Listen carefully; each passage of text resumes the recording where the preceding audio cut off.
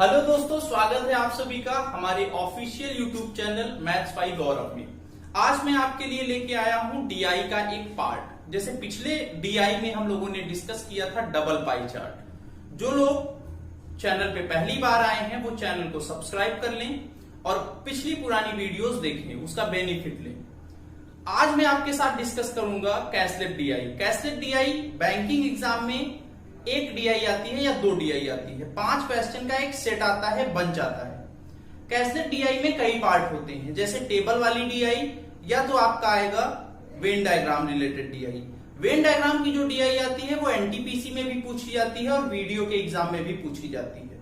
तो चलिए आते हैं पहले क्वेश्चन पे। देखिए पहला डीआई जो है आपकी स्क्रीन पर आ गया। पहले डीआई में कह रहा है, पहले डीआई में कह रहा है to 20,000 candidates are eligible for an election. Out of them 600 candidate are eligible for the post of MP.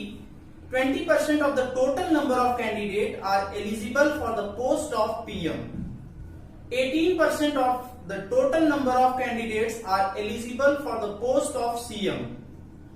25% of the total number of candidates are eligible for the post of chief secretary.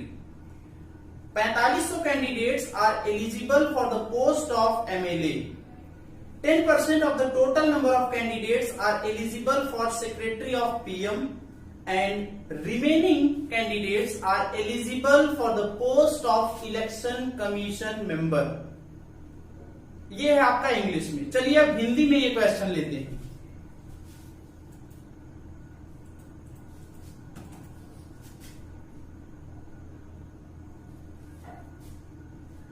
अब देखिए हिंदी में आ गया question. Hindi में क्या है, 20,000 candidate जो हैं वो इलेक्शन के लिए एलिजिबल हैं। उनमें से 600 कैंडिडेट एमपी के पोस्ट के लिए एलिजिबल हैं। 20 कुल कैंडिडेट का 20% पीएम पोस्ट के लिए एलिजिबल है। टोटल कैंडिडेट का 18% सीएम की पोस्ट के लिए एलिजिबल है। 25% टोटल का 25% चीफ सेक्रेटरी के लिए एलिजिबल है। 4500 कैंडिडेट जो है वो एमएलए के लिए एलिजिबल हैं। 10% कैंडिडेट जो है वो पीएम के सेक्रेटरी के लिए एलिजिबल हैं और बचे हुए कैंडिडेट इलेक्शन कमीशन मेंबर के लिए एलिजिबल हैं। तो चलिए इसके लिए अब आप क्या करिए, वीडियो को पॉज करिए और खुद से ट्राई करिए। वीडियो को आप पॉज करेंगे और खुद से ट्राई करेंगे। चलिए अब इसको सॉल्व करते हैं, ठीक है ना। आशा करते हैं कि आप लोग वीडियो को पॉज कर लिए होंगे और सॉल्व करने की कोशिश किए होंगे। देखिए कैसे सॉल्व होगा क्वेश्चन। टोटल हमें कैंडिडेट पता है, टोटल कैंडिडेट कितना है, टोटल हमारे पास है 20,000। टोटल हमारे पास कितने कैंडिडेट हैं, टोटल है 20,000। अब कह रहा है उसमें से जो 600 कैंडिडेट हैं वो एमपी हैं। तो यहां पे मैं लिख दे रहा हूं एमपी कितने हैं, 600। क्लियर। नेक्स्ट में कह रहा है कि 20% ऑफ टोटल, मतलब पीएम की पोस्ट के लिए कौन कौन है, 20%। किसका, 20,000 का। तो कितना आएगा, 4,000। कितना आएगा भाई, 4,000 आएगा। पीएम पोस्ट के लिए जो एलिजिबल कैंडिडेट है वो कितने हैं, 4,000। नेक्स्ट में कह रहा है 18% of total number of candidate are eligible for the post of CM. CM के लिए कितने हैं, 18%। 18% किसका, 20,000 का। तो 20,000 का 18% क्या होगा, 2 जीरो हटा दो, परसेंट हट जाएगा, आएगा 3600। नेक्स्ट में कह रहा है 25% of total number of candidate are eligible of chief secretary. तो यहां पे मैं लिख दे रहा हूं चीफ सेक्रेटरी के लिए कौन है, चीफ सेक्रेटरी के लिए है 25%। 25% किसका, 20,000 का। तो कितना होगा 25%, इसका आधा 10,000, फिर आधा करेंगे 5,000, ये आया 5,000।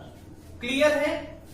चलिए इतना हो गया। इसके बाद कह रहा है 4500 कैंडिडेट जो हैं वो आपके एमएलए हैं। 4500 कौन है, एमएलए।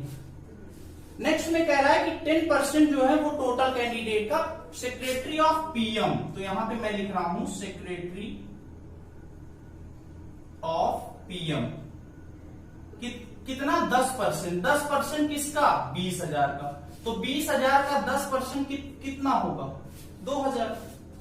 नेक्स्ट में कह रहा है remaining candidate, remaining candidate election commission member, election commission member, spelling पर गौर नहीं करेंगे क्योंकि मैं मैथ्स का टीचर हूं। रिमेनिंग कैंडिडेट कितने आएंगे, अगर इनको आप जोड़ लें तो देखिए 4,000 प्लस 5,000 9,000, 9 और 2 11, 11 और 11 4 15, 15,500, 15,500 और 600, 15,500 और 600 16,100, 16,100 में ये जोड़ेंगे तो 19,700, कितना आएगा 19,700। 19,700 में को माइनस करेंगे, किसमें माइनस करेंगे 20,000 में, 20,000 में माइनस करेंगे तो कितना आएगा 300। एक बार कैलकुलेशन देख लेना है, 300, ठीक है ना, 300 आएगा। अब इसको करेंगे, अब आगे बढ़ते हैं। आगे कह रहा है, अब इसमें देखो 5, ये बन गया हमारा, ये हमारा क्या हो गया बन गया, ये जो दिया था हमें 5-6 लाइन के क्वेश्चन में इस टाइप में बन गया। अब आते हैं पहले क्वेश्चन पे, तो देखिए पहला क्वेश्चन आ गया। पहले क्वेश्चन में कह रहा है, पहला क्वेश्चन देखिए स्क्रीन पर आ गया। पहले क्वेश्चन में कह रहा है what is the difference between the number of candidate for the post of PM and election commission member. PM और इलेक्शन कमीशन मेंबर के सदस्यों के बीच का अंतर निकालना है। तो पीएम कितने हैं भाई, पीएम माइनस करना है election commission member, election commission और मेंबर, ठीक है, सीएम कमीशन मेंबर। पीएम कितने हैं, पीएम कितने हैं आपके पास 4,000, 4,000 को माइनस करना है कितने में, इलेक्शन कमीशन मेंबर कितने हैं 300, 300 में, तो 300 माइनस करो, 300 माइनस कर दिया तो कितना आ गया 3700 आंसर। 3700 आपका आंसर है, ऑप्शन नंबर 3। चलिए अगला क्वेश्चन आ गया, इसको आप ट्राई करिए। अगला क्वेश्चन, अगला क्वेश्चन देखिए क्या कह रहा है, what is the respective ratio of the candidate who are eligible for the post of MP to secretary of PM. अगले क्वेश्चन में हमसे रेशियो पूछा है, रेशियो पूछा है। अगले क्वेश्चन में किसका रेशियो पूछा है, एमपी और सेक्रेटरी ऑफ पीएम। तो देखिए एमपी कितने हैं, एमपी हमारे पास है 4,000, एमपी कितना है हमारे पास 4,000, और सेक्रेटरी ऑफ पीएम कितने हैं 2,000, कितना है, गड़बड़ हो गया क्या, कह रहा है what is the respective ratio MP, MP MP कितने हैं, सेक्रेटरी ऑफ पीएम एमपी कितने हैं, एमपी है 600, सॉरी 600 है, एमपी है 600 और secretary of PM, secretary of PM कितने हैं 2,000। तो देखिए ये कैंसिल हो गया, 2 0, 2 से कैंसिल होगा 3, 2 से कैंसिल होगा 10, 3:10 आ गया, 3:10 ऑप्शन नंबर फर्स्ट है। आशा करते हैं कि सबको समझ में आ रहा होगा। अगले क्वेश्चन पे आते हैं, third number. Third number question क्या कह रहा है, थर्ड नंबर कह रहा है what is the total number of candidate eligible for the post of CM, PM and MLA. तो हमें क्या करना है, जोड़ना है सीएम, पीएम प्लस एमएलए, इनको हमें प्लस करना है। तो इसको आप प्लस कर सकते हैं। तो आप देखिए सीएम कितने हैं, सीएम आपके पास कितने हैं, सीएम हमारे पास है 3600 प्लस पीएम कितने हैं, पीएम है 4,000 प्लस एमएलए कितने हैं, एमएलए है 4500। इनको अगर जोड़ोगे 4 4 8 8 3 11, 11,000 और यहां भी देखो 11, 12,100, 12,100 आएगा आपका क्या आंसर। ऑप्शन नंबर क्या है, ऑप्शन नंबर है 4। चलिए आगे बढ़ते हैं नेक्स्ट। अगला क्वेश्चन देखिए, अगला क्वेश्चन परसेंटेज से रिलेटेड है, अगला क्वेश्चन परसेंटेज से रिलेटेड है। अगला क्वेश्चन स्क्रीन पर आ गया है। अगले क्वेश्चन में क्या कह रहा है, अगले क्वेश्चन में ये कह रहा है कि the candidates eligible for the post of CM is what % less than that of chief secretary. तो देखिए सीएम वाले कितने हैं, सीएम कितने हैं, यहाँ पे सीएम है 3600, सेक्रेटरी कितने हैं, chief secretary CS, chief secretary कितने हैं 500।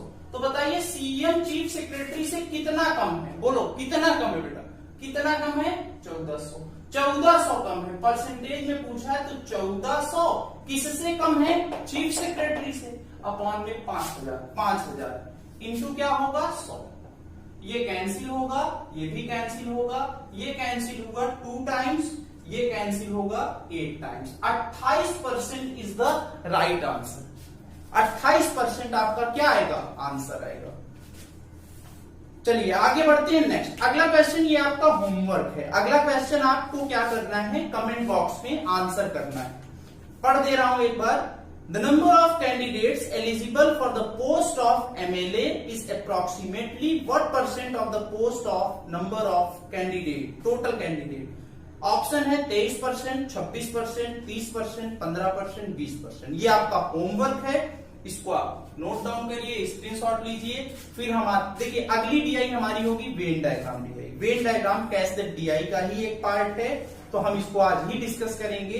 अगली डीआई आपके सामने स्क्रीन पर आ गई है, इसको आप पढ़िए और सॉल्व करिए। इसके लिए आपके पास 2 मिनट का टाइम है, चलिए कोशिश करिए।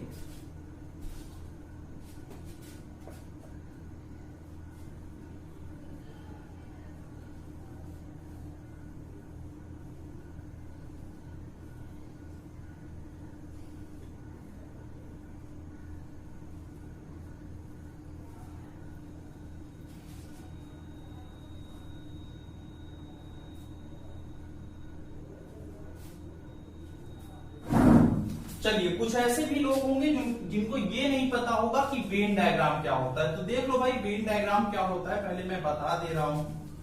इंपॉर्टेंट है वेन डायग्राम, परसेंटेज में मैं बताऊंगा कि वेन डायग्राम का यूज कैसे होता है। वहां पे क्वेश्चन भी काफी बनते हैं वेन डायग्राम से।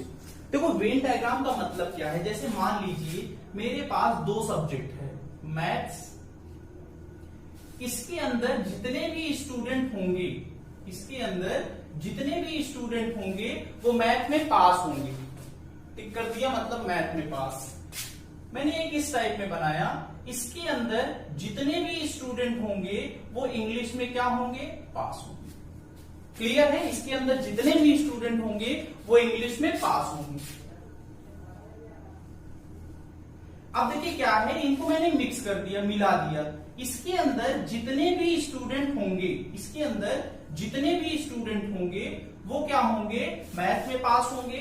और इसके अंदर जितने भी स्टूडेंट होंगे वो आपके क्या होंगे, इंग्लिश में पास होंगे। लेकिन बीच में ऐसा पोर्शन आ गया, बीच में ऐसा पोर्शन आ गया जहां पे दोनों कॉमन हो गए। मतलब ये पोर्शन ऐसा है जहां पे ऐसे स्टूडेंट होंगे जो मैथ में भी पास होंगे और इंग्लिश में भी पास होंगे। दिख रहा है ना भाई, इंग्लिश में भी पास होंगे। अब देखिए इस एक पार्ट और मैं देखता हूं जहां पे मैं लाइन ड्रॉ कर रहा हूं। ये ऐसा पार्ट है आपका जहां पे ऐसे बच्चे होंगे जो ओनली मैथ में पास होंगे। ओनली किस में पास होंगे, मैथ में पास होंगे। या फिर हम कह सकते हैं कि ऐसे कैंडिडेट मैथ में पास होंगे, इंग्लिश में फेल होंगे। अगर मैं आपसे पूछूं ऐसे कैंडिडेट बताओ जो केवल इंग्लिश में पास हो, ऐसे कैंडिडेट जो केवल इंग्लिश में पास हो, तो ये पार्ट है जहां पे वर्टिकल लाइन ड्रॉ है, ये केवल और केवल ओनली इंग्लिश में पास है। या तो हम इसको इस टाइप में भी कह सकते हैं, ये ऐसा पार्ट है जहां पे इंग्लिश में तो पास है लेकिन मैथ में क्या है, फेल है। इसी को हम वेन डायग्राम कहते हैं। ये डबल वेन डायग्राम है। एक आता है ट्रिपल वेन डायग्राम जो कि डीआई में आता है, चाहे वो वीडियो का एग्जाम हो या बैंकिंग का हो या फिर आपका एनटीपीसी का हो। जैसे देखिए अगर 3 वेन डायग्राम होगा तब कैसे होगा, मान लीजिए ये आपका मैथ्स का है, ये आपका इंग्लिश, ये आपका हिंदी, इंग्लिश मैथ हिंदी। समझना भाई, ये ऐसे पार्ट हैं। अब देखो ये मैथ का है मान लो, अब मैंने यहां पे लिख दिया कुछ एलिमेंट लिख दिए, ए, ये बी, ये सी, ये डी, ये ई, ये एफ, ये जी। ठीक है। अब देखो जो ए पार्ट है ना, ए ऐसा है जो तीनों सब्जेक्ट में पास है। ए क्या है, तीनों सब्जेक्ट में पास है। तीनों में क्या है? पास। लिख दे रहा हूं यहां पे, तीनों में पास। अगर मैं आपसे बात करूं कि बी कौन है, बी क्या, बी जो पार्ट है वो क्या रिप्रेजेंट करता है, तो बी ऐसा पार्ट है जो इंग्लिश में भी पास है और किस में पास है? हिंदी भी पास है। लेकिन किस में पास नहीं है? मैथ में पास नहीं है। तो बी को हम इस टाइप में लिखेंगे, English and Hindi, not math, या मैथ में फेल है, ऐसा कह सकते हैं। डी ऐसा पार्ट है जो इंग्लिश और मैथ में पास है, हिंदी में पास नहीं है। एफ ऐसा पार्ट है जो हिंदी और मैथ में पास है, इंग्लिश में पास नहीं है। अगर मैं बात करूं सी की, तो सी ऐसा पार्ट है, सी का क्या है? सी ऐसा है जो ओनली इंग्लिश में क्या है? पास है, ओनली इंग्लिश में पास है। अगर ओनली इंग्लिश में पास होगा तो हिंदी और मैथ में क्या होगा? फेल होगा। ई ऐसा पार्ट है जो ओनली किस में पास होगा? मैथ में पास होगा। जी ऐसा पार्ट है, जी ऐसा पार्ट है जो क्या है? जो हिंदी में क्या है? ओनली हिंदी में क्या होगा? पास होगा। तो ये है ट्रिपल वेन डायग्राम। अब आते हैं क्वेश्चन पे। एक बार फिर से क्वेश्चन आपकी स्क्रीन पर आ गया। देखिए क्वेश्चन कैसे सॉल्व करेंगे। इस क्वेश्चन को एक बार मैं पढ़ता हूं, बहुत अच्छा क्वेश्चन है कंसेप्ट क्लियर करने के लिए। In a class student learns 3 language, Hindi, English and French. 15 students learn all the 3 languages, while 28 students learn no language. The number of students who learn Hindi and English but not French is twice the number of students who learn Hindi and French but not English.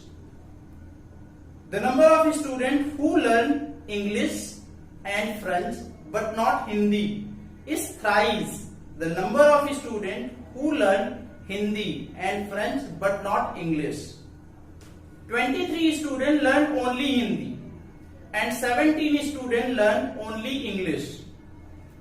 46 students learn French and 11 students learn only French.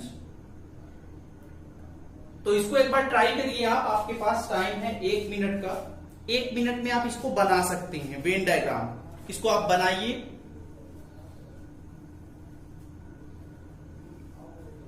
Video को pause करके आप बनाइए।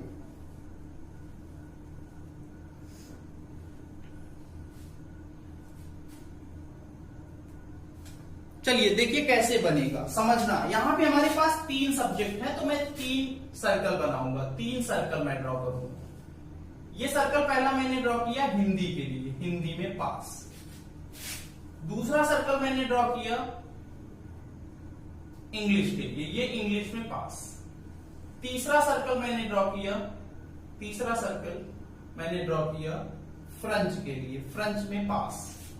अब देखो कह रहा है second line में, सेकंड लाइन देखो, सेकंड लाइन देखना, 15 स्टूडेंट ऐसे हैं जो तीनों लैंग्वेज में पास हैं, तीनों लैंग्वेज आती है उनको, तीनों लैंग्वेज लर्न करते हैं। तो 15 मैं यहां पे लिखूंगा, बोलो हाँ या ना। 15 बीच में ही आएगा ना भाई, तीनों में कॉमन है। नेक्स्ट अगले में कह रहा है while 28 student learn no language, जो 28 स्टूडेंट हैं वो किसी भी लैंग्वेज, उन्हें कोई भी लैंग्वेज नहीं आती। तो यहां पे मैं इस टाइप में इनको रिप्रेजेंट कर दे रहा हूं, इस टाइप में। कितने हैं? 28। सही है ना भाई। अगली लाइन में कह रहा है, हिंदी में पढ़ रहा हूं, the number of student who learn Hindi and English but not French. ऐसे विद्यार्थी जो हिंदी और इंग्लिश जानते हैं लेकिन फ्रेंच नहीं जानते। तो हिंदी और इंग्लिश जानते हैं, फ्रेंच नहीं जानते, मतलब ये सर्कल हटा दो तो ये पार्ट आया, इस पार्ट की बात हो रही है। ये जो स्टूडेंट हैं वो क्या हैं? इच ट्वाइस, डबल है। किसका डबल है? The number of student who learn Hindi and French, जो हिंदी और फ्रेंच पढ़ते हो, नॉट इंग्लिश, इसकी बात नहीं हो रही है। तो अगर यहां मैं x मानूंगा तो ये आपका कितना आएगा? ये आपका कितना आएगा? 2x आएगा, क्योंकि ये 1 होगा तो ये 2x 2 होगा, डबल है ना।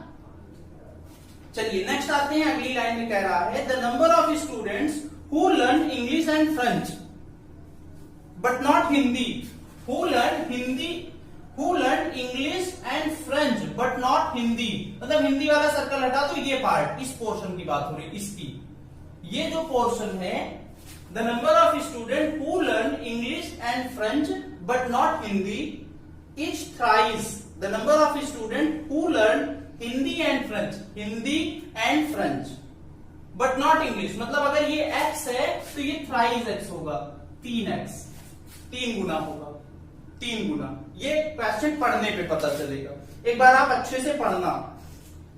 अगली लाइन में कह रहा है 23 student learn only Hindi, only Hindi कहां पे आएगा, ये आएगा ओनली हिंदी, ओनली हिंदी, ये portion only Hindi, only Hindi 23।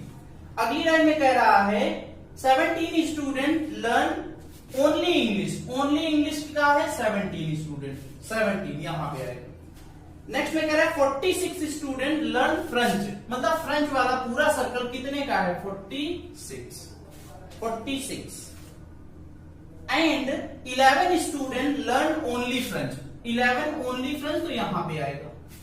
ये हमारा वेन डायग्राम क्या हो गया, बन गया। लेकिन प्रॉब्लम यहां पे है कि यहां पे x की वैल्यू आए कैसे, तो देखो x की वैल्यू कैसे आएगी, बड़ा ही आसान, कैसे आएगा x, तो देख लो इस पूरे सर्कल का सम हमें पता है, इस पूरे सर्कल की वैल्यू पता है कितनी, फ्रेंच में कितने हैं 46, मतलब इनका सम होगा 46, तो इनको जोड़ दो, x और 3x कितना होगा 4x, 15 और 11, 15 11 होगा 26, इक्वल होगा 46, तो 4x की वैल्यू आएगी 20, x की वैल्यू कितनी आएगी 5, x की वैल्यू 5 आ गई, मतलब यहां कितने बंदे होंगे 5, यहां कितने लोग होंगे 15, यहां कितने लोग होंगे 10, ठीक है ना, क्यों, क्योंकि x की वैल्यू 5, 5 2 जा 10, 5 5 3 जा 15। अब आते हैं सवालों की ओर, जैसे पहला क्वेश्चन कह रहा है, पहला समझना, पहला क्वेश्चन हिंदी इंग्लिश दोनों में है, और वो वाला इंग्लिश हिंदी में क्यों नहीं आ पाया, क्योंकि मुझे हिंदी टाइपिंग नहीं आती, गूगल ट्रांसलेशन पे वो गलत दे रहा था, इसलिए मैंने लगाया ही नहीं, ठीक है ना। चलिए पहला क्वेश्चन स्क्रीन पे आ गया। पहले क्वेश्चन में कह रहा है how many student learn only 2 subject. अब देखो ओनली 2 सब्जेक्ट की बात हो रही है, तो समझना ओनली 2 सब्जेक्ट का मतलब क्या है, ओनली 2 सब्जेक्ट, ओनली 2 सब्जेक्ट का मतलब केवल 2 सब्जेक्ट में पास हो, तो ओनली 2 सब्जेक्ट ये है, ओनली 2 सब्जेक्ट ये है, ओनली 2 सब्जेक्ट ये है, तो ओनली 2 सब्जेक्ट में 10 प्लस 5 प्लस 15, इनको जोड़ दो, 15 5 20 10 30, 30 आपका क्या होगा आंसर, ये पहला प्रश्न, 30 आपका आंसर है, ऑप्शन नंबर 3। नेक्स्ट में total student learn at least 2 subject, इसको भी समझना, at least 2 subject, at least 2 subject, at least 2 subject का मतलब कम से कम 2 सब्जेक्ट में, कम से कम 2 सब्जेक्ट का मतलब मैक्सिमम तीनों में हो सकता है, मैक्सिमम तीनों में हो सकता है। तो पहले आप इनमें क्या करो, ओनली 2 सब्जेक्ट वाले देखो प्लस तीनों सब्जेक्ट वाला देखो, तो 10 5 15 प्लस 15, 10 प्लस 5 प्लस 15, ये 2 सब्जेक्ट वाले हैं, 2 सब्जेक्ट प्लस यहां पे 15 मतलब तीनों सब्जेक्ट, इनको अगर जोड़ेंगे तो क्या आएगा 45 आएगा, 45 is the right answer. Option number क्या है, ऑप्शन नंबर सेकंड है, सेकंड है, ऑप्शन नंबर सेकंड। आपको समझना पड़ेगा एटलीस्ट 2 सब्जेक्ट, एटलीस्ट 1 सब्जेक्ट, अगर एटलीस्ट 1 सब्जेक्ट कहता तो सबको जोड़ते, कम से कम का मतलब मैक्सिमम दोनों में भी हो सकता है, मैक्सिमम तीनों में भी हो सकता है। तो चलिए आगे बढ़ते हैं, अगला क्वेश्चन कह रहा है how many total student are there in the class, total student कितने हैं, तो सबको जोड़ दो, टोटल स्टूडेंट। तीसरा क्वेश्चन टोटल स्टूडेंट पूछ रहा है, तो टोटल स्टूडेंट में देख लो कैसे होगा, टोटल स्टूडेंट,